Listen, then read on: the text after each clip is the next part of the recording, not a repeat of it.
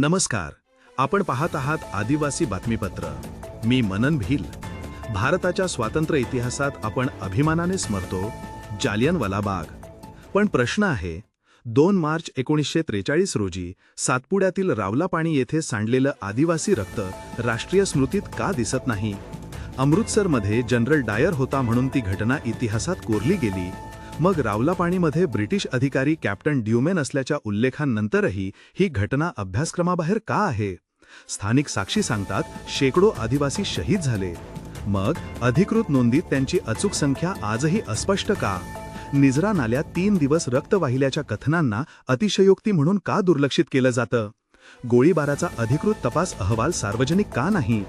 अशस्त्र धनुष्यबाण असलेल्या समाजाकडून सशस्त्र पोलिसांना धोका होता, हा दावा कितपत ग्राह्य धरला गेला? चले जाव चळवळच्या पार्श्वभूमीवर संघटित होणारा आदिवासी समाज सत्तेला अस्वस्थ करत होता का? रावलापाणी हा केवळ गोळीबार नव्हता, तर दडपशाहीचा संदेश होता का? स्वातंत्र्यानंतरही भव्य शहीद स्मारक का नाही?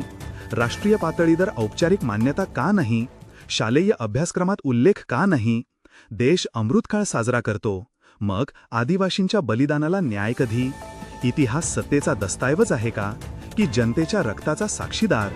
आदिवासी शहीद राष्ट्रीय नव्हते का?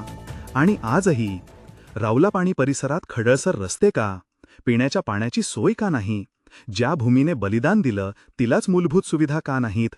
हा केवळ इतिहासाचा प्रश्न नाही, हा न्यायाचा प्रश्न आहे, हा स्मृतीचा प्रश्न आहे, हा सन्मानाचा प्रश्न आहे. रावलापाणीच्या शहीदांना विनम्र अभिवादन. इतिहास विसरू नका, प्रश्न विचारत रहा.